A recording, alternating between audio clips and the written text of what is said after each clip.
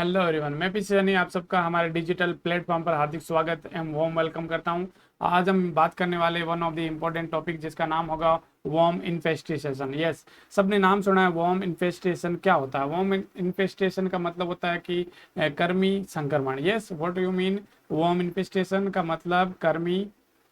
Yes, कृमि संक्रमण, कृमि संक्रमण। यस और नो? तो कृमि संक्रमण इसका मतलब होता है। और कृमि संक्रमण जैसे कि फॉर एग्जांपल हुकवाम, ओके, राउंड वाम, ओके, और कह सकता हूँ पिनवाम, फॉर एग्जांपल जस्ट लाइक। और जो जितने भी कर्मी हैं वो होते हैं पैरासाइट्स होते हैं। क्या होते हैं? पैरासाइट्स होते हैं। यानी पैरासाइट का मतलब होता है परजीवी। क्या होता है? परजीवी। तो ये परजीवी होते हैं, वो ह्यूमन बॉडी पर अटैक करते हैं। और बॉडी के अंदर जैसे कि हमारे मोस्ट कॉमनली है, जो जितने भी वाम होते हैं वो इंटेस्टाइन को अफेक्टेड करते हैं। इंटेस्टाइन मतलब कि आंतों को क्या करते हैं? अफेक्टेड करते हैं। और पेशेंट के अंदर जैसे कि मोटा मोटा हम कह सकते हैं पेशेंट को diarrhoea, vomiting, loss of appetite जैसी कंडीशंस का फेस करना पड़ सकता है। ये सुनो। तो हम बात करने वाले हैं कौन कौन से वॉर्म इन्फेस्टेशन होते हैं, क्या कंडीशन है उनके अंदर, देखते हैं। तो सबसे पहले हम बात करने वाले हैं कि वॉर्म इन्फेस्टेशन क्या है। ये सुनो। यस, तो वर्म इन्फेस्टेशन के अंदर सबसे पहले हम बात करेंगे guinea worm. Guinea worm, okay. और इसे अपन बोलते हैं ड्रैकन कोलोसिस। जी, आपने नाम सुना होगा ड्रैकन कोलोसिस। ड्रैकन कोलोसिस बोलते हैं। ड्रैकन कोलोसिस को अपन नारू रोग बोलते हैं। क्या बोलते हैं? नारू रोग। ये सुनो। यस, अभी मैं बोलूँ कि ऑल ओवर इंडिया के अंदर जो नारू रोग है वो एलिमिनेट हो चुका है। ये इसको इंडिया फ्री कर चुके हैं। ये सुनो। तो इंडिया के अंदर जो लास्ट केस है वो कब देखा गया था? तो मैं कह सकता हूँ कि in India last case in Jodhpur Rajasthan. In Rajasthan Jodhpur Rajasthan में देखा गया था। लास्ट के 1996 के अंदर देखा गया था। ये सुनो। यस, इंडिया ने सर्टिफाइड कर दिया इसको। एलिमिनेट कब कर दिया? India certified. सर्टिफाइड का मतलब इसका सर्टिफिकेट कब मिला? India certified to eliminate. Elimination का मतलब है कि कहीं ना कहीं पॉजिटिव एजेंट तो प्रेजेंट होता है, बट वो डिजीज कंडीशन प्रेजेंट नहीं होती है। उस कंडीशन को या उस कम्युनिकेबल डिजीज को हम क्या करते कह सकते हैं? उसको एलिमिनेट करना कहते हैं। क्या कहते हैं? एलिमिनेट करना कहते हैं। तो एलिमिनेट है इंडिया से जो ड्रैकन कोलोसिस है, या मैं कह सकता हूँ गूनिया वाम है, वो 2000 के अंदर क्या की गई थी? एलिमिनेट की गई थी। यस और नो? ओके, अगली कंडीशन में बात करूँ, इंडिया फ्री फ्रॉम ड्रैकन कोलोसिस। ड्रैकन कोलोसिस कि इंडिया है वो फ्री कब हुई थी ड्रैकन कोलोसिस से? तो 2001 के अंदर हुई थी। ये सुनो। तो याद रखना है कि इंडिया के अंदर लास्ट केस जोधपुर राजस्थान में पाया गया था 1996 के अंदर। एलिमिनेट किया गया था ड्रैकन कोलोसिस को 2000 के अंदर। और फ्री फ्रॉम डिजीज किया गया था इंडिया से ड्रैकन कोलोसिस को 2001 के अंदर। ये सुनो। यस, अगली कंडीशन में हम बात करने वाले थे रिजर्वोयर के बारे में। रिजर्वॉयर। रिजर्वॉयर का मतलब होता है कि जो गोनिया वाम है, या मैं बोलता हूँ ड्रैकन कोलोसिस का जो पैरासाइट्स है, वो कहाँ पर रिजर्वॉयर करता है? कहाँ पर? रिजर्वॉयर का मतलब रहना। यस और नो? यानी मल्टीप्लिकेशन करना। मल्टीप्लिकेशन का मतलब बहुगुणन करना। यस, तो रिजर्वॉयर इसका कहाँ पर होगा? तो we can face there reservoir इसका कहाँ पर होगा? Yes, you can there an infected person कि एक जो व्यक्ति है जो ऑलरेडी क्या है? संक्रमित है। संक्रमित व्यक्ति में ही क्या होता है? ये एक प्रकार का रिजर्वोयर की तरह क्या होता है? वर्क करता है। ये सुनो। ओके, अगली कंडीशन में बात करें कि मोड ऑफ ट्रांसमिशन क्या होगा इसका? Mode of transmission. Mode of transmission के बारे में बात करें तो मोड ऑफ ट्रांसमिशन कैसा होगा ड्रैकन कोलोसिस का, या मैं बोलूँ गोनिया वाम का? मोड ऑफ ट्रांसमिशन हम क्या दे सकते हैं? यस, मोड ऑफ ट्रांसमिशन होगा, यस, वाटर बेस्ड डिजीज है। ये एक प्रकार की वाटर बेस्ड इन्फेक्शन, या मैं बोल सकता हूँ वाटर बेस्ड कंटामिनेशन, या वाटर बेस्ड डिजीज बोल सकता हूँ। और वाटर बेस्ड डिजीज का मतलब होता है कि ये फैलती है कंटामिनेटेड वाटर, कि संक्रमित पानी पीने से है वो ड्रैकनकुलोसिस नारू रोग है वो क्या होता है, स्प्रेड होता है, फैलता है। यस और नो, स्प्रेड होता है। Hope you understand. यस। तो याद रखना कि रिजर्वोयर के तौर पे एक इन्फेक्टेड पर्सन होता है और मोड ऑफ ट्रांसमिशन होगा ड्रैकनकुलोसिस का, वो वाटर बेस्ड डिजीज है। तो आपको पूछे कि ड्रैकनकुलोसिस है वो किस प्रकार की डिजीज है, तो वाटर बेस्ड डिजीज है, और बताना कि ये संक्रमित पानी पीने से फैलती है। यस और नो। यस। अगली कंडीशन में हम बात करेंगे इसके अंदर यस कि इसका जो ट्रांसमिशन होता है वो भी वाटर पीने से ही होता है। Yes. How to prevent, how to prevent guinea worm, कि गुनिया वाम को हम हमारी कम्युनिटी में कैसे प्रिवेंट कर सकते हैं। यस। हाउ टू प्रिवेंट, कैसे प्रिवेंट करेंगे। यस कि हम प्रिवेंट करने के लिए हम सबसे पहले क्या करेंगे, सेफ वाटर ड्रिंकिंग करेंगे। सेफ वाटर ड्रिंकिंग, कि सेफ वाटर पीने के लिए क्या करेंगे, मैं करूँगा कि प्रोत्साहित करेंगे, हम उसको बताएंगे कि शुद्ध पानी पीना है कम्युनिटी के अंदर। हम बात करेंगे उसके अंदर एक्टिव सर्वेलेंस। एक्टिव सर्वेलेंस का मतलब होता है कि सक्रिय रूप से हेल्थ केयर प्रोवाइडर के द्वारा कम्युनिटी में बताना कि ऐसी कुछ कंडीशन होने से, कंटामिनेटेड पानी पीने से ट्रैकेंकुलोसिस होता है। ओके। ओके। हेल्थ एजुकेशन के द्वारा। यस। Health education. सर्वेलेंस का मतलब होता है निगरानी, निगरानी। हेल्थ एजुकेशन, हेल्थ एजुकेशन का मतलब स्वास्थ्य शिक्षा। तो इसका मतलब कि हेल्थ केयर प्रोवाइडर ने कम्युनिटी के अंदर ड्रैकनकुलोसिस यानी गोनिया वार्म के प्रति क्या है, हेल्थ एजुकेशन दिया। बट इसके साथ ही वो वापस से कम्युनिटी में जाएगी और कम्युनिटी में हेल्थ एजुकेशन के बाद कितना कुछ लोगों में अवेयरनेस हुई है, कितने लोग इसके प्रति जागरूक हुए हैं, इसके प्रति वो एक्टिव रूप से निगरानी करना है, वो एक्टिव सर्वेलेंस के अंतर्गत आता है। यस और no. Yes. Control cycle, control cycle, कि एक इन्फेक्टेड व्यक्ति से दूसरे इन्फेक्टेड व्यक्ति में ये फैल रहा है, तो इसका मतलब इस साइकिल को क्या करना है, कंट्रोल करना है। इसके द्वारा इसको अपन क्या कर सकते हैं, मैं कह सकता हूँ कि रोक सकते हैं। ये सुनो।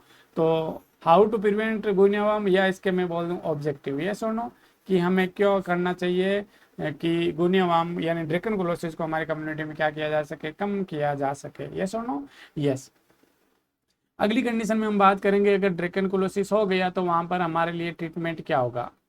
वो we have treatment, we have the management, what is have. Yes. सबसे पहले अपन बात करें तो हैव ट्रीटमेंट के लिए हम देंगे निरेडिजोल देंगे, जो एक प्रकार के क्या है, एंटीबायोटिक है। यस। में बीनेडोजोल, मेबिडेनाजोल देंगे। और आपने नाम सुना होगा निडेजोल, मेट्रोनिडेजोल। तो ये जो हम इम्पोर्टेंट जो हमारे पास में जो मेडिसिन है, एक प्रकार की क्या है, एक प्रकार की एंटीबायोटिक ड्रग्स है। क्या है, एक प्रकार की एंटीबायोटिक ड्रग्स हैं। यस और नो।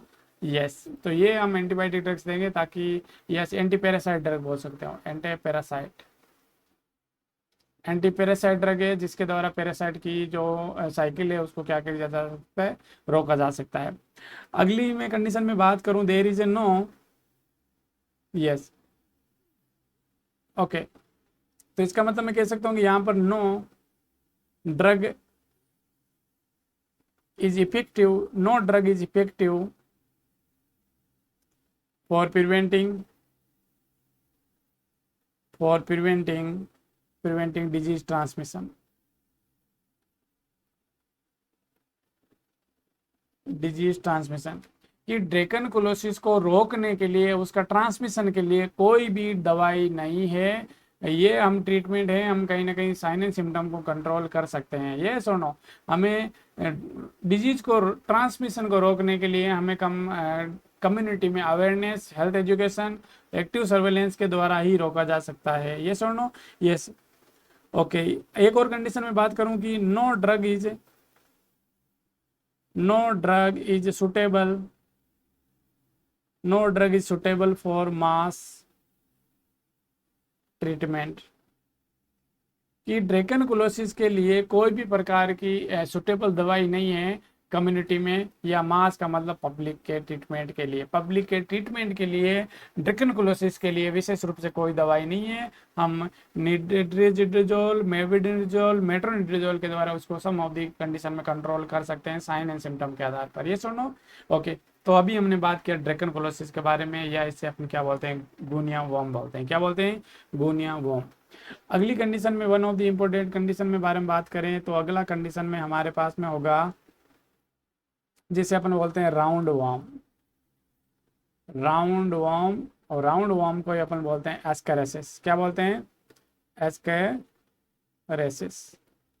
यस, वेरी इंपॉर्टेंट याद रखना। एस्केरेसिस राउंड वॉर्म का मतलब आप इसे कॉमन सी लैंग्वेज में आप फीताकर्मी बोलते हो। क्या बोलते हो? फीताकर्मी बोलते हो। Yes, what is the importance? Yes, तो इसके अंदर क्या क्या इंपॉर्टेंस है हम बात करने वाले हैं। वेरी इंपॉर्टेंट, याद रखना, सुनना, समझना। ओके, तो इसके अंदर हम बात करें कि is most common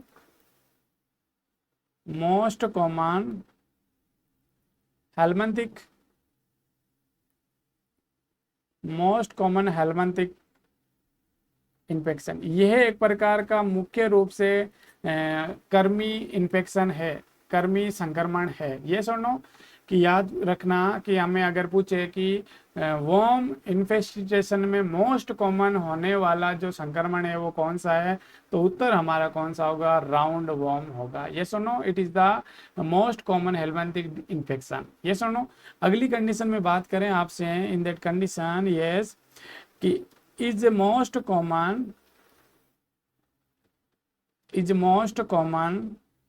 worm infestation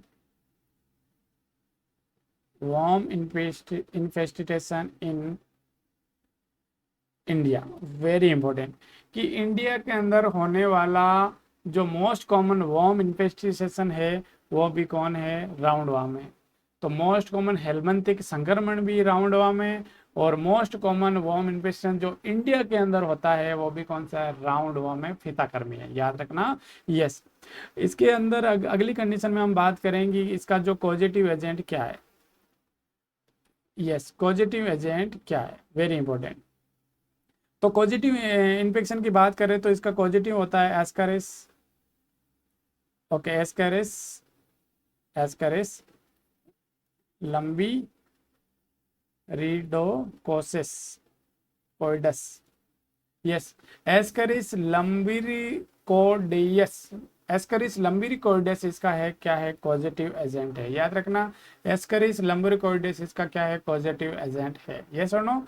okay, अगली मैं बात करूंगी इसका जो रिजर्वोयर होता है, रिजर्वोयर होता है वो मेन होता है। मेन का मतलब कि एक मेन मानव होता है। ये सुनो ओके। अगली कंडीशन में हम बात करेंगे इसका जो मोड ऑफ ट्रांसमिशन के बारे में बात करें। ये सुनो कि मोड ऑफ ट्रांसमिशन कैसे फैलता है। मोड ऑफ ट्रांसमिशन के बारे में बात करें तो ड्रैकनकुलोसिस के बारे में बात किया तो वो कंटामिनेटेड वाटर के द्वारा फैलता है, बट इसके अंदर हम बात करें मोड ऑफ ट्रांसमिशन क्या होगा तो वो होगा फीको ओरल रूट होगा। क्या होगा? फीको ओरल रूट होगा। ये सुनो, फीको ओरल रूट होगा। ये सुनो कि फीको ओरल रूट के अंदर जैसे कि कंटामिनेटेड स्टूल हो गया। ये सुनो, वॉमिटिंग हो गई, कंटामिनेटेड वॉमिटिंग हो गई, यूरिन हो गया। यस, तो ये सब होते हैं फीको ओरल रूट के अंदर शामिल किए जाते हैं। ये सुनो ओके। अगली कंडीशन में बात करूं इसके इंक्यूबेशन पीरियड के बारे में बात करूं। इंक्यूबेशन पीरियड, तो इंक्यूबेशन पीरियड का मतलब होता है कि जब भी कोई माइक्रो ऑर्गेनिज्म हमारे बॉडी में एंटर करता है, जब तक वो अपना पहला साइन एंड सिम्टम प्रोड्यूस ना करे, या जब तक अपना पहला साइन एंड सिम्टम प्रोड्यूस करे, वहां तक के पीरियड को क्या बोलते हैं? Communicable disease. जैसे कि आज कोई माइक्रो ऑर्गेनिज्म बॉडी में एंटर किया और उसने 10 दिन बाद में उसने अपना जो पहला साइन एंड सिम्टम दर्शाया, इसका मतलब जब से एंटर किया, जब से पहला साइन एंड सिम्टम आया, इसको ही अपन क्या बोलते हैं? इंक्यूबेशन पीरियड बोलते हैं। तो अभी मैं बात करूं कि जो राउंड वार्म का जो इंक्यूबेशन पीरियड होता है वो कितना होता है? 2 मंथ होता है। कितना होता है? 2 मंथ्स। वेरी इंपॉर्टेंट कि राउंड वार्म का जो इंक्यूबेशन पीरियड होता है वो 2 मंथ्स होता है। ये सुनो। यस, अगली कंडीशन में बात करूं इसके अंदर मैं ट्रीटमेंट के बारे में बात करूं। ट्रीटमेंट। तो ट्रीटमेंट के अंदर हम सबसे पहले बात करें ये तो ड्रग ऑफ चॉइस कि इसके लिए जो सबसे बेस्ट जो दवाई है वो कौन सी होगी, ड्रग ऑफ चॉइस। तो इसका मतलब ड्रग ऑफ चॉइस होगी वो अल्बेंडाजोल होगी। अल्बेंडा अल्बेंडाजोल है इसकी बेस्ट दवाई है, ड्रग ऑफ चॉइस है, ये सुनो। इसके बाद होती है मेबेनेडोजोल, मेमेंडाजोल, और इसके बाद होती है पायरेंटल, इसके बाद होती है पायरेंटल। तो ये इसकी क्या है, दवाई है, ये सुनो। तो अभी हमने बात किया राउंड वार्म के बारे में। तो राउंड वार्म इंडिया के अंदर होने वाला मोस्ट कॉमन वार्म इन्फेस्टेशन है, और सबसे ज़्यादा हेलमंथिक जो इन्फेक्शन है वो कौन सा है, राउंड वार्म ही है, ये सुनो। यस। अगली कंडीशन में हम बात करने वाले हैं हुक वार्म के बारे में, ये सुनो। Hook warm, yes. Hook warm को अपन बोलते हैं एसाइक्लोस्टोमियासिस, एसाइक्लोस्टोमियासिस के नाम से जाना जाता है हुक वार्म को, ये सुनो। ओके। तो इसके अंदर हम बात करें आपसे तो yes we can for yes. तो देखो हुक वार्म या एसाइक्लोस्टोमियासिस के बारे में बात करें तो इसका जो पॉजिटिव एजेंट होता है, पॉजिटिव एजेंट यानी इसका जो रोग कारक होता है वो कौन सा होता है, इसका होता है एन साइक्लो, होता है एन साइक्लो, ये सुनो, एन साइक्लो एनसाइक्लोस्टोमा ड्यूडोनल, एनसाइक्लोस्टोमा ड्यूडोनल। और एक होता है इसका होता है नेकोटर अमेरिकन्स, नेकोटर अमेरिकन्स, यानी ये अमेरिका में होता है, ये कॉमन से सब जगह में पाए जाने वाला जो पॉजिटिव एजेंट है। हुक वार्म के बारे में बात कर रहे हैं, ये सुनो। यस। इसके बारे में रिजर्वोयर के बारे में बात करेंगे, ये कहाँ पर रहता है, कहाँ पर रहता है, तो इसका मतलब ये मेन के अंदर ही होता है, ये सुनो। यस। अगली कंडीशन में बात करेंगे इसका जो मोड ऑफ ट्रांसमिशन क्या होने वाला है, कि ये रोग कैसे फैलता है, mode of transmission. Mode of transmission के बारे में बात करते हैं कि ये रोग कैसे फैलता है, तो कैसे फैलता है बताते हैं आपको। यस। तो इसके अंदर मैं बात करूं मोड ऑफ ट्रांसमिशन, डायरेक्ट, ये होता है direct penetration, direct penetration skin of foot and by oral route. Oral route कहने का मतलब है कि डायरेक्ट जो पैरों का जो ये स्किन होता है डायरेक्ट इसमें पेनेट्रेट करता है। पेनेट्रेस का मतलब उसे अपन बोलते हैं पेनेट्रेशन। पेनेट्रेशन का मतलब होता है भेदना होता है, क्या होता है, पेनेट्रेशन का मतलब भेदना होता है। तो डायरेक्ट स्किन को भेद के बॉडी के अंदर चला जाता है। और दूसरा है वो कैसे जाता है, ओरल रूट के भी द्वारा इसका मोड ऑफ ट्रांसमिशन होता है, ये सुनो। यस। अगली कंडीशन में बात करें इसके इंक्यूबेशन पीरियड के बारे में बात करें, इंक्यूबेशन पीरियड के बारे में बात करें इसके अंदर, तो इसका जो इंक्यूबेशन पीरियड होता है वो 5 वीक टू 9 मंथ होता है, 5 वीक टू 9 मंथ होता है।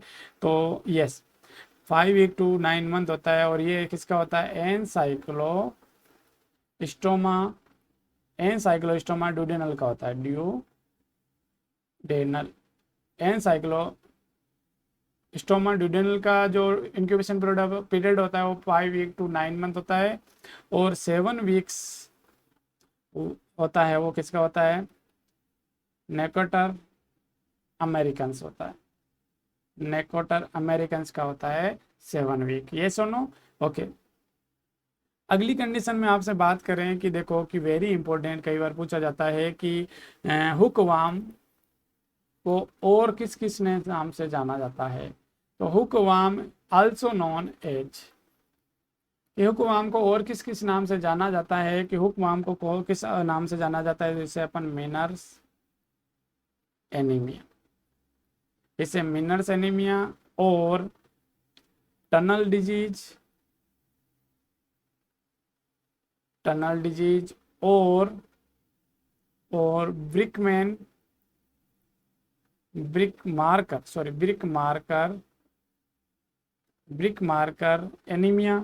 मार्कर एनीमिया, और एजिप्टिन एजिप्टिन क्लोरो एजिप्टिन क्लोरोसिस के नाम से भी जाना जाता है। इसका मतलब देखो कि हमारे पास में हुकवाम के बहुत सारे नाम है इधर। Manners anaemia, tunnel disease, brick marker anaemia और इजिप्टाइन क्लोरोसिस के नाम से जाना जाता है। इजिप्टी क्लोरोसिस के नाम से जाना जाता है। ये सुनो, so all we have the important कई बार एग्जाम में क्वेश्चन पूछ भी लेते हैं कि क्या क्या नाम है, और 4 ऑप्शन दे देंगे, एक ऑप्शन को हटा देंगे कि कौन सा नहीं है, तो आपको एक्सेप्ट का क्वेश्चन भी पूछ सकता है। ये सुनो, यस। तो अगली कंडीशन में हम आपसे बात करें, यस ओके, अगली कंडीशन में हम आपसे बात करेंगे इसके ड्रग्स के बारे में बात करें। यस, ड्रग ऑफ चॉइस की जो हुक्म होता है उसके लिए ड्रग ऑफ चॉइस कौन सी होती है, उसी के बारे में बात करें। तो ड्रग ऑफ चॉइस की बात करें तो ये भी, इसके लिए भी क्या होती है, अल्बेंडाजोल होती है। यस, अल्बेंडाजोल होती है। ये सुनो, अल्बेंडाजोल के बाद में इसका होता है मेबिडाजोल। ये सुनो, तो ये 2 प्रकार की जो है स्पेशल प्रकार की है वो ड्रग्स है, वो स्पेशली होती है इसके लिए। ये सुनो, ओके। तो अगली कंडीशन में हम बात करने वाले हैं टेपवर्म के बारे में, वेरी इंपॉर्टेंट। तो अगली कंडीशन में जो वर्म इन्फेस्टेशन के अंदर जो बीमारी का नाम है उसका नाम है टेपवर्म। और इसे अपन बोलते हैं टीनियासिस। इसे जो दूसरा नाम से जानते हैं उसका नाम है टीनियासिस नाम से। क्या नाम जानते हैं, टीनियासिस के नाम से जानते हैं। यस, तो इसका जो पॉजिटिव एजेंट होता है, रोग कारक होता है इसका कारक टीनिया, इसका जो टीनिया सोलियम, और एक होता है इसका होता है टीनिया सेंगटिना। टेपवर्म नाम का जो वर्म इन्फेस्टेशन होता है इसे अपन टीनियासिस के नाम से जानते हैं। और इसका जो पॉजिटिव एजेंट होता है वो क्या होता है, टीनिया सोलियम होता है।